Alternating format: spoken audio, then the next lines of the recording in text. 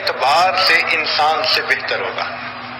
مثال کے طور پر انسان رات میں نہیں دیکھ پاتا، دن میں دیکھتا ہے، روبوٹ دن میں بھی دیکھے گا، اور نائٹ ویژن انسٹرومنٹس ہوں گے تو رات میں بھی دیکھے گا۔ پھر انسان ایک لمیٹڈ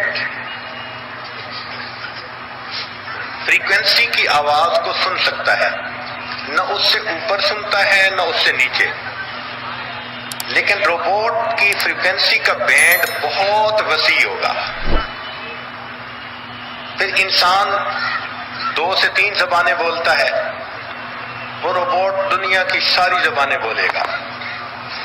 پھر انسان کے پاس ایک ٹیکنالوجی ہوتی ہے، یا انجینئرنگ ہوگی یا میڈیکل ہوگی یا مینجمنٹ پڑھی ہوگی، اس روبوٹ کے اندر ایسی ہارڈ ڈسک فٹ ہوگی جو 1000 raise to the power 1000 terabyte کی ڈسک ہوگی،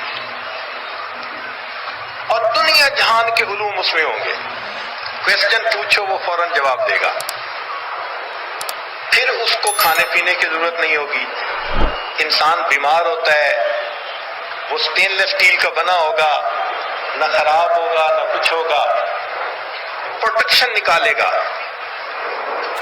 نان سٹاپ 24 آور کام کرے گا، حتیٰ کہ وہ ایک ماڈل قسم کا روبوٹ ہوگا۔ تو پھر آگے اس آتھر نے کہا کہ یہ بندہ اللہ رب العزت کے سامنے دعا کرے گا کہ اے پروردگار عالم، آپ نے بھی بندے بنائے، انسان بنائے، اور میں نے اس کے مقابلے میں روبوٹ بنایا، میرا روبوٹ اس بندے سے تو کئی درجے بہتر۔ اللہ رب العزت اپنی قدرت سے جو اس کے بنے ہوئے چند روبوٹ ہوں گے ان میں ایک میں فالٹ ڈالیں گے اور کڑک کر کے اس کا کوئی پارٹ ٹوٹ جائے گا۔ جب ٹوٹ جائے گا تو وہ روبوٹ وہیں کھڑا ہو جائے گا۔ اللہ تعالیٰ فرمائیں گے کہ اچھا تم نے دیکھ لیا اپنی مشینوں کو کہ ایک مشین میں فالٹ ہوا، باقی فنکشن کر رہی ہیں، ان کو پرواہ ہی نہیں ہے۔ پھر اللہ تعالیٰ اپنے چند بندوں کو کھڑا کریں گے اور اپنی قدرت سے اس میں سے ایک کے پیٹ میں درد کر دیں گے، تو جیسے ہی اسے درد ہوگی تو باقی سارے لوگ اپنا کام چھوڑ کے قریب آ جائیں گے، اس کو لٹائیں گے، کوئی پاؤں دبائے گا، کوئی ہاتھ دبائے گا، کوئی پوچھے گا کیا ہوا۔ درد اس کو ہو رہا ہوگا اور آنسو دوسرے بندے کے گر رہے ہوں گے۔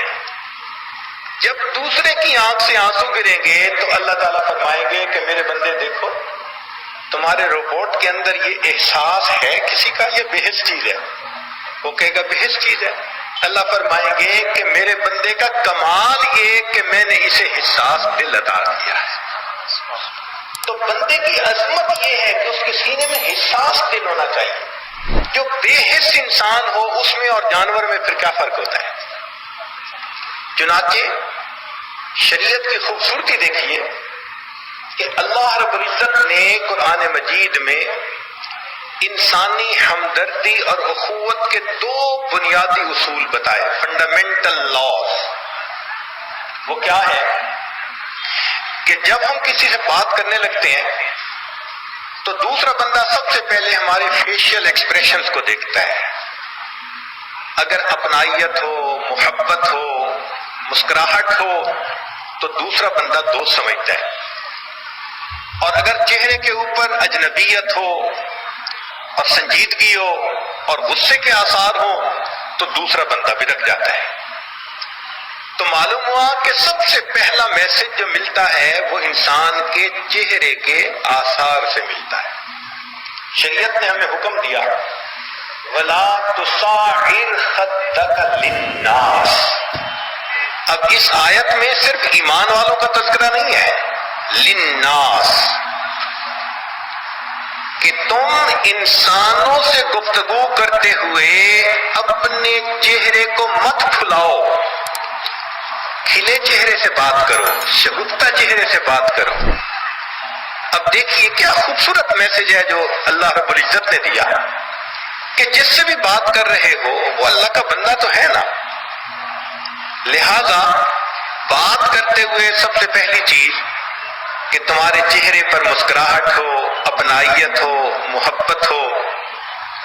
جب تمہارے چہرے کے اثرات کو وہ دیکھے گا تو اور قریب ہو جائے گا. پھر دوسری چیز انسان کی گفتگو ہوتی ہے. اگر الفاظ کا چناؤ اچھا ہو تو وہ بندہ محبت کرنے لگ جاتا ہے. ٹف بندے والے ہوں تو وہ بندہ پریشان ہو جاتا ہے. تو اس بارے میں شریعت نے ایک رولنگ دی، فرمایا قولوا للناس حسنا، تمام انسانوں کے ساتھ تم اچھے انداز سے گفتگو کرو. یہ دو اصول ایسے ہیں کہ جن کو پڑھ کر انسان دین اسلام کی خوبصورتی پر حیران ہوتا ہے. ہم کسی سے بھی گفتگو کر رہے ہو، کوئی مذہب ہو، اس کا کوئی ذہن ہو، جو بھی ہے اللہ کا بندہ تو ہے. لہذا دو باتیں ہمیں سامنے رکھنی ہیں. ایک تو ہم شگفتہ چہرے سے بات کریں، اور دوسرا الفاظ کا چناؤ ایسا ہو کہ دوسرے کے دل میں خوشی ہو. نبی علیہ الصلوۃ والسلام نے ان چیزوں کو اور ایکسپلین کر دیا، الیبوریٹ کر دیا. دو چھوٹی چھوٹی حدیثیں ہیں، سبحان اللہ.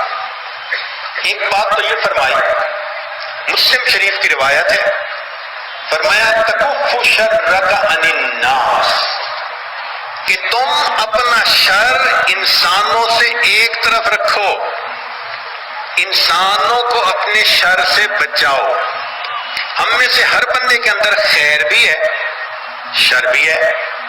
خوش موڈ میں ہوں گے تو خیر نکلے گی، اور غصہ آ جائے گا تو ابھی شر نکل آئے گا، چہرہ بدل جائے گا.